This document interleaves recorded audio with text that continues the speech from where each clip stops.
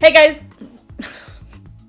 throwing strings around. Hey guys, welcome back to my channel. This is Anastasia here with this week's Teen Mom Recap. Hope everybody had a great New Year's. This season of Teen Mom 2 is over, except for the reunion, which is looking like it's going to be like 3 parts. They're kind of dragging it out, but that's okay. Before I get started, I would love it if you guys would go ahead and subscribe to my channel. I post new videos every single week about Teen Mom 2, Teen Mom OG, and whatever Teen Mom season is airing that week. Anyway, let's go ahead and get started. This virtual Zoom reunion starts off with Nessa asking the girls, how disappointed are you guys that you can't come in person? I'm sure they're real disappointed that they don't have to fly out here and be goaded on to fight each other.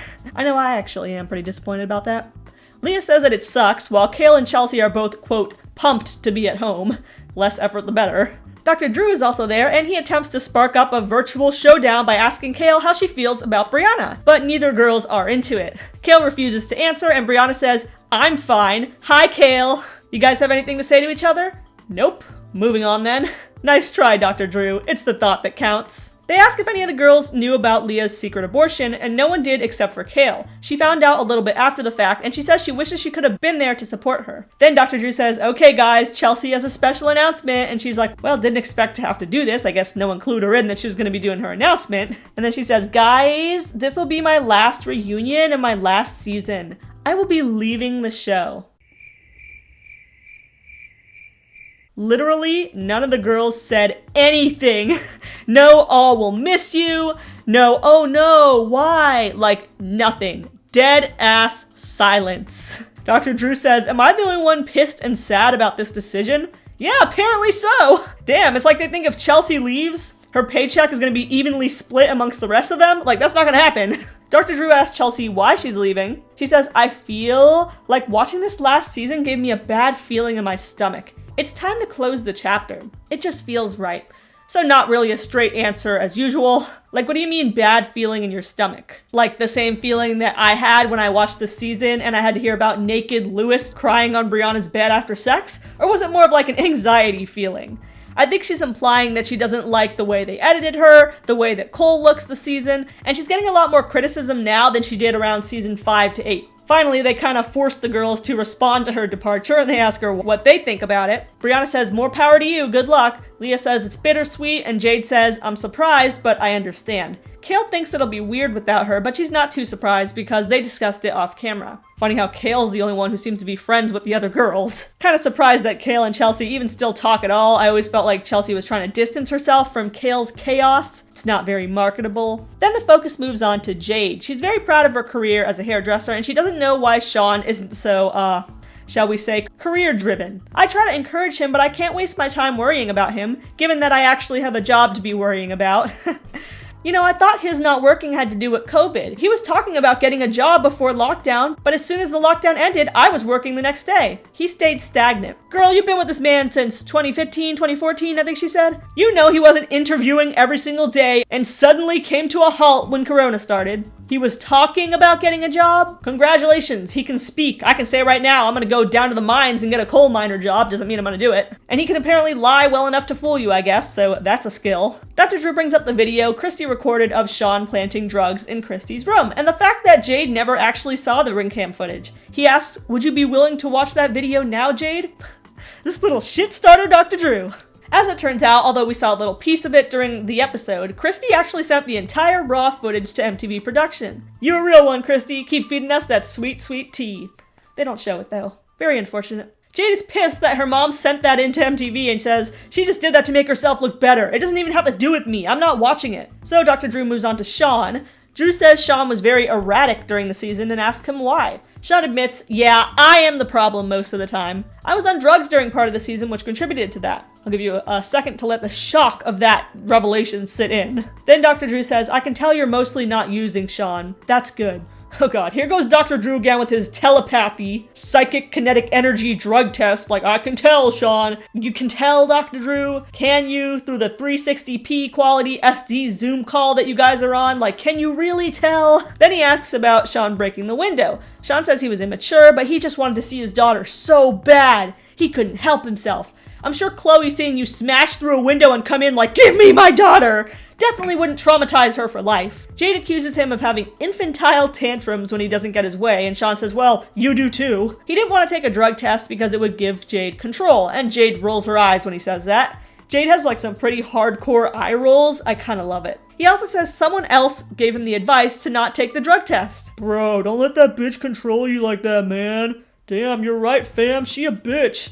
That's exactly how I imagine the conversation went between Sean and his friends in the drug den. Sean does have his own place now, though. He doesn't live with Jade, and he says his dream career is to be a DJ, but he admits that he's not very ambitious, although he wants to be, and he's afraid to fail. Honestly, Sean could absolutely be a DJ if he wanted to. I mean, Lewis is a DJ, and Lewis can't even not fail an STD test. If Lewis can do it, Sean, so can you. Dr. Drew asks if Sean is maintaining on cannabis, which is a very fancy way of him asking Sean if he's not getting a job because he wants to smoke weed all day and not have to take a drug test. Sean says, I never thought that was what was holding me back, but I'll try to step up more to the plate now.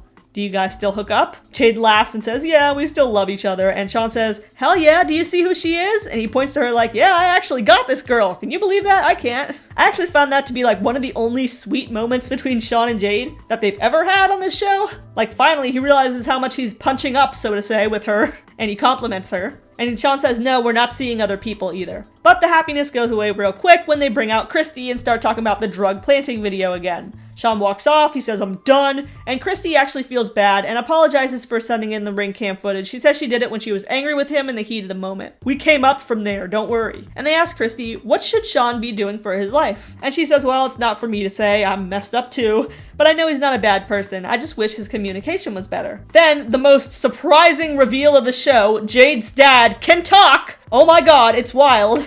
Her dad, whose name is Corey, says Sean and Jade need to keep their problems to themselves. Well, if they do that, there's no show. Is he aware that they've been filming reality TV for the past year? It's debatable. Jade says, well, you guys were living at my house, kind of hard to keep it separate. And Christy starts crying and says that she had to live with Jade because she lost her job and she was so depressed. She won't say why, but she pretty much implies that it was drug issues. But she doesn't want to dwell on the past. After that, they send out Jade and they bring in Leah. They asked Leah why now is the time that she decided to come clean about her addiction and her abortion. She says, previously I wasn't at peace with myself, but now I can handle the feedback. I also hope she can handle the feedback I'm about to give her on that blush because, ooh girl, it's even worse than her Mary Kay days. Like, hot tip, blush really isn't supposed to be the color red, and if it is, a very light hand is required.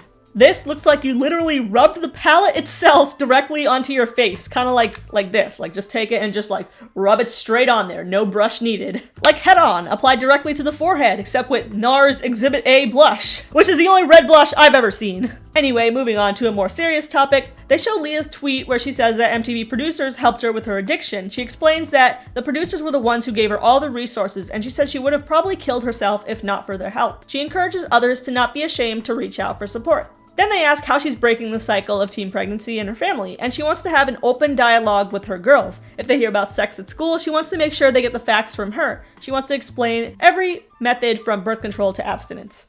Corey makes a surprise showing on the reunion. He says, well, I tweeted that I would be here, so here I am. But the tea between him and Jeremy's argument at this point is so stale, it is freezing cold. I don't even remember what they were arguing about. He says I overreacted, I wasted energy reacting to Jeremy's comment about me not coming to doctor's appointments for Allie. And Jeremy's like, yeah, I overstepped my boundaries. We've talked it out since then. 6-month-old stale tea, guys. I think it might even be more than 6 months. Completely forgot they even had a feud. Waste of energy. They talk about Leah's book. Jeremy was against some of the parts of it because of the family drama that it would cause. He says her abortion was hard to swallow, but seeing how she lived holding in that secret, he's glad in the end that she put it out there. Leah wants other women to relate to it because she herself is very religious and she felt so horrible about it at the time. Jeremy says Addie tells him that Leah's getting a new boyfriend. Told you guys that Addie was a little shit starter too. I eagerly await Addie's tell-all book that she's gonna write one day. Next is Brianna's segment. Dr. Drew asks her, what stands out the most this season to you, Brianna? And she says, I don't know, my life is a hot mess. At least she's self-aware. She says, I'm gonna blame that hookup with Lewis on the alcohol. The second time, I don't know, it just happened. And it's not gonna happen a third time. Hell no, never again. That STD bit me in the ass. Actually, it bit you in the... Never mind. I always get tested and the results really shocked me. But you know, it's treatable. MTV filmed the actual first phone call I got from Planned Parenthood though, so I was kind of forced to have the conversation on TV. Dr. Drew asks if Lewis got treatment, and she says she has no idea. Keep that in mind, Lewis fangirls out there. Then Nessa asks, so Brianna, what about your secret bae? Brianna sits there, mouth ajar, catching flies. I'm sorry, but she kept this stupid, wide mouth smiled look on her face, frozen for like 15 seconds straight, literally just like, and it just looks so funny. Dr. Drew asks if the secret bae was an older man, and she said, yeah, he was. Ooh, it was a married sugar daddy. Very interesting. Then Dr. Drew introduces Devon and asks why he doesn't contribute financially. Devon comes out with, I think it was a Louis Vuitton face mask and the Gucci jacket, talking about, I don't need to state the obvious. The money we make is not even close compared to Brianna. Maybe he can dab his tears with that Gucci handkerchief he has in his pocket. Brianna says, we made Nova together, we should both contribute. And he says, you don't even look up what's financially efficient, Brianna. You don't know. Which I think is pretty rich, considering this man is out here in designer clothes but pays no child support. For some ungodly reason, Dr. Drew says, you know, Brianna, Devon kind of has a point. No, he doesn't. I think Dr. Drew must have just said that to stir the pot. Brianna looks stunned that he even said that, and she says, I'm done. I don't want to film with him. And for once, I almost don't blame her. Like, come on, Dr. Drew. He does not have a point. And that's all for part 1 of the Teen Mom 2 reunion. What about you guys? Do you think Devon has a point? Why do you think Sean doesn't want to watch that video? Would he maybe not have left the stage and refused to watch it if he was clearly innocent? Well, not the stage, he was in his own house, but you know what I mean. And do you think the other girls really care about Chelsea leaving? Make sure to leave a comment down below. Make sure to subscribe for more Teen Mom recaps every week, and stay tuned. I will be doing part 2 and part 3 of the reunion in the coming weeks.